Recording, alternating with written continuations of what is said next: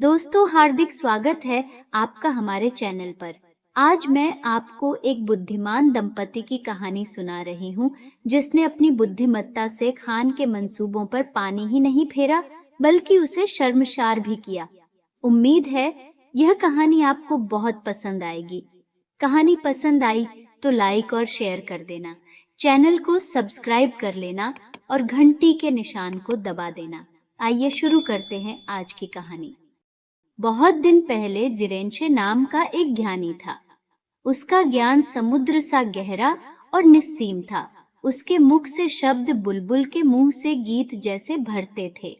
किंतु अपने सारे गुणों के बावजूद जिरेंशे स्तेपी में सबसे ज्यादा गरीब था। जब वह अपनी मिट्टी की झोपड़ी में लेटता तो उसके पैर दहली के बाहर निकले रहते और खराब मौसम में हवा और पानी असंख्य छिद्रों में से होकर उसकी झोपड़ी में आते रहते। एक बार जिरेंशे अपने साथियों के साथ स्तेपी में जा रहा था। दिन ढलने लगा था और घोड़सवार उजाला रहते किसी घर तक पहुंचने के लिए घोड़ों को सरपट दौड़ा रहे थे। अचानक उनके रास्ते में एक चौड़ी नदी दिखाई दी। नदी के उस पार गांव था और इस किनारे पर कुछ स्त्रियां बोरियों में उपले इकट्ठा कर रही थीं। उनके पास पहुंचकर घोड़सवारों ने उनसे दुआ सलाम की और पूछा कि वे नदी कैसे पार कर सकते हैं। तब झुंड में से एक किशोरी निकलकर आगे आई, जिसे उसकी सखियां काराशाश के नाम से पुकारती थीं। वह जीर्ण शीर्ण पैबंद लगा हुआ कुर्ता पहने हुई थी, पर उसका मुख अद्वितीय सौंदर्य से दमक रहा था। उसकी आंखें सितारों जैसी थीं, मुखड़ा चांद के जैसा और बदन किसी सुपड़ और सुनम्य लता सरीखा सा था।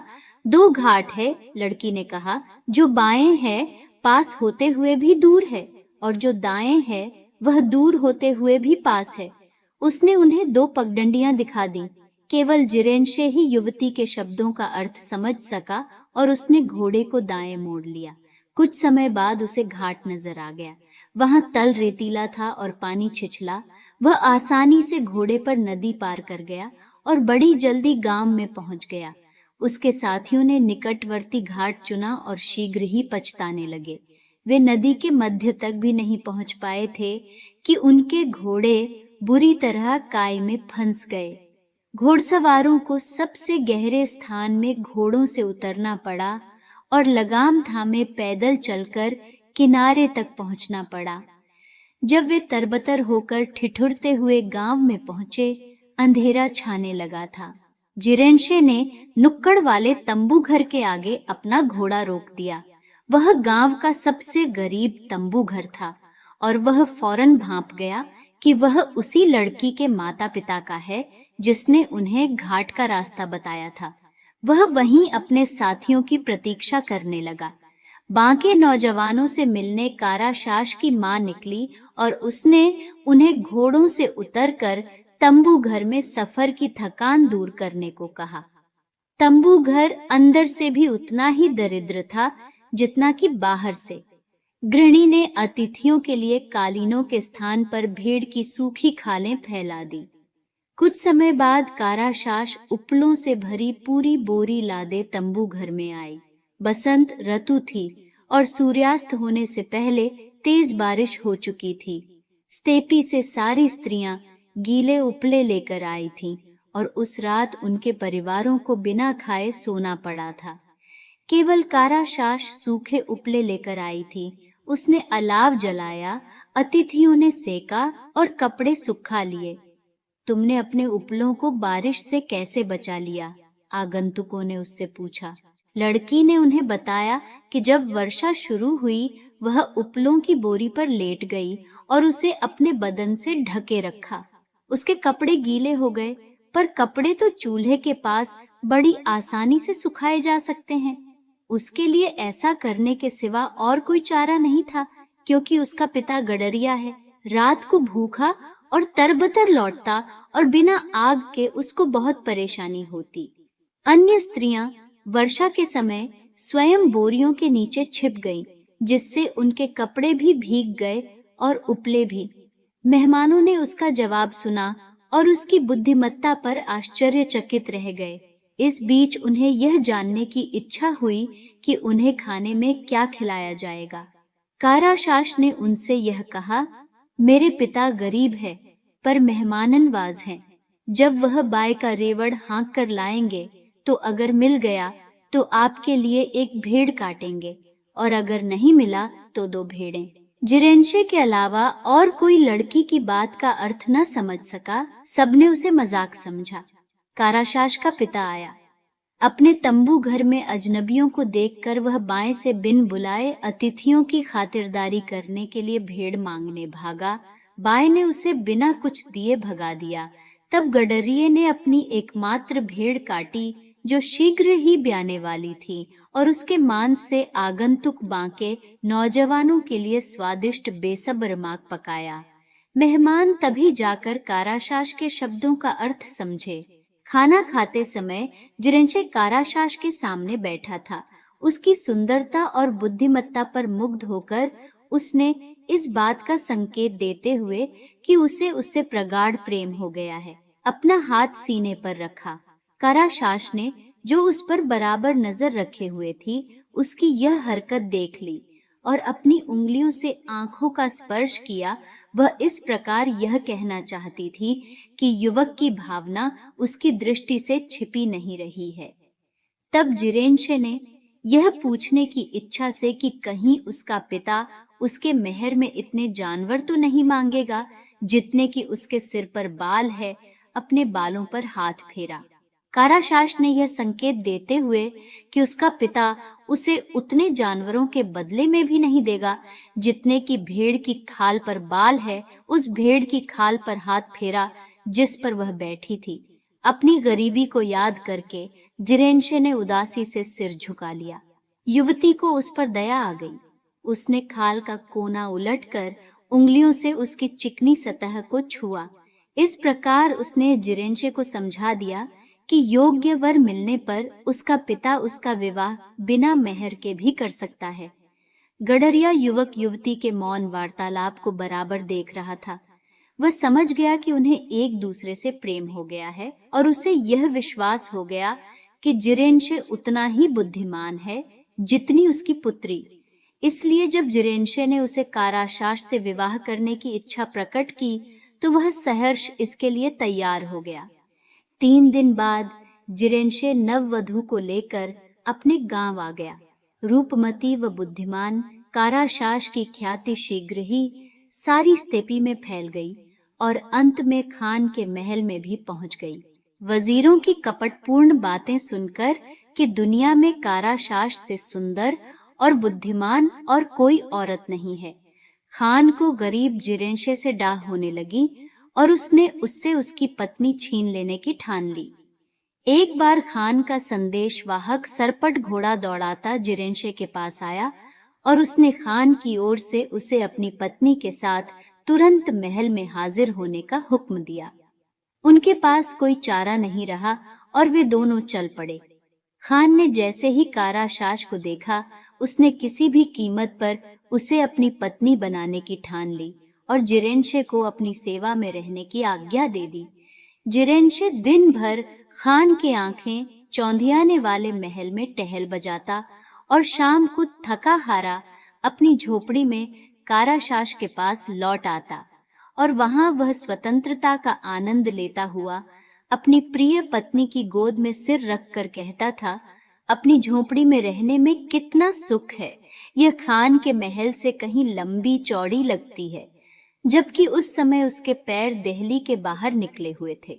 समय बीतता रहा पर खान किसी न किसी तरह जिरेंशे को मरवाकर काराशास को हथियाने के बारे में तरकीबें बराबर सोचता रहा। उसने कई बार जिरेंशे को खतरनाक और मुश्किल काम सौंपे, पर वह हर बार बड़ी जल्दी और चतुराई से उन्हें कर देता था और उसे मौत की सजा देने का कोई बहाना न मिल रहा था। एक बार ऐसा हुआ कि खान अपने अंगरक्षकों के साथ स्तेपी से गुजर रहा था। हवा चल रही थी। स्तेपी में पीरिकती पोल्य लुढ़क रहा था। खान ने जिरेंशे से कहा, इस पीरिकती पोल्य का पीछा करके उससे पूछो कि वह कहां से कहां तक लुढ़क रहा है। खबरदार रहना, अगर तुम उसका जवाब न लाए तो तुम्हारा सिर अलग कर दिया जाएगा। जिरेंशे पीरिकती पोलिये के पीछे भागा। उसने उसके पास पहुंच उसे बर्छी से बेग दिया और थोड़ी देर रुकने के बाद वापस लौट आया।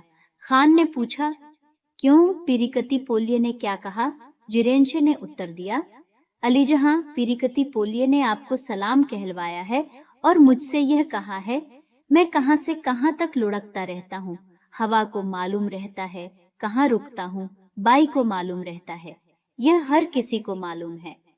इतना साफ है कि या तो तुम बेवकूफ हो जो मुझसे ऐसे सवाल पूछ रहे हो, या वह बेवकूफ है जिसने तुम्हें मुझसे यह पूछने भेजा है।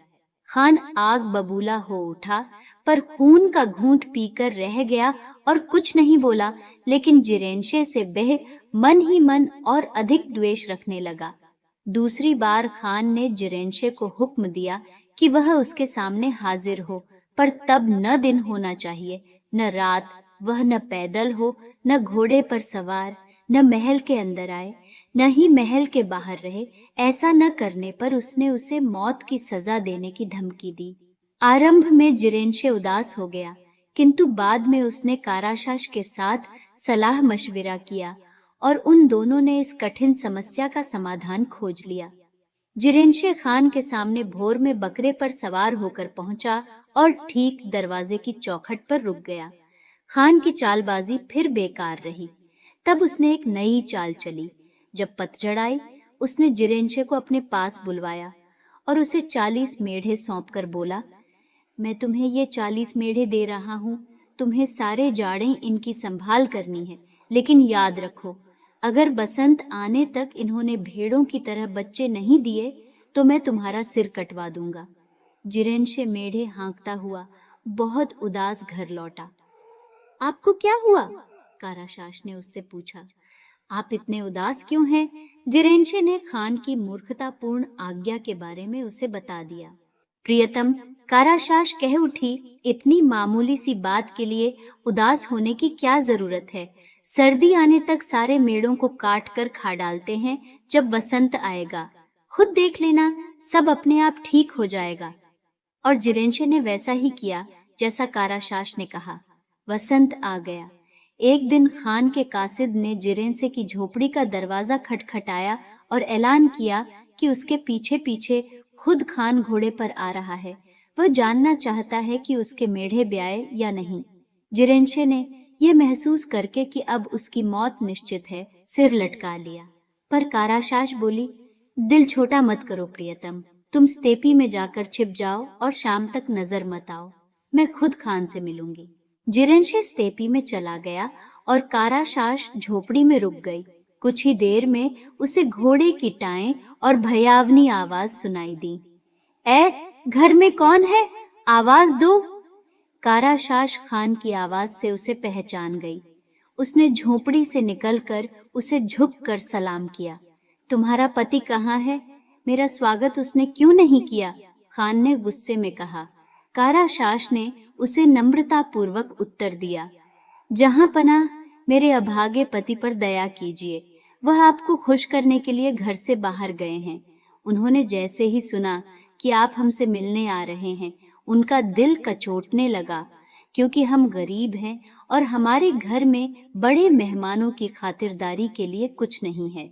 इसीलिए मेरे पति जल्दी से अपनी पालतू बटेर का दूध निकालने और उसके दूध से आपके लिए किमिज तैयार करने स्तेपी में चले गए। आप हमारी झोपड़ी में तशरीफ लाइए, जहां पनाह मेरे पति जल्दी ही लौट आएंगे और आपकी काफी अच्छी तरह खातिरदारी करेंगे। खान गुस्से से पागल हो उठा। तू झूठ बोलती है, नालायक औरत, वह चिल्लाया।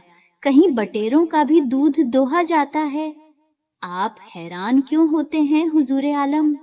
काराशाश ने ऐसे कहा जैसे कुछ हुआ ही न हो। क्या आपको नहीं मालूम कि जिस देश में बुद्धिमान शासन करता है, वहां इससे बढ़कर भी चमत्कार होते हैं? आपके ही 40 मेढ़े आजकल ब्याने वाले नहीं हैं क्या? खान समझ गया कि वह मामूली औरत उसका मजाक उड़ा रही है। उसकी समझ में नहीं आया कि वह शर्म के मारे कहाँ मुंह छिपाए, और वह फौरन घोड़ा मोड़कर उस पर चाबुक बरसाता हुआ आंखों से ओझल हो गया। उस दिन के बाद उसने जिरेनशे और काराशास को कभी परेशान नहीं किया और वे अपने अंतिम दिनों तक सुख से जीते रहे। दोस्तों, यह थी आज की कहानी। आपको कैसी लगी मुझे कमेंट करके जरूर बताना। आपका बहुत बहुत धन्यवाद।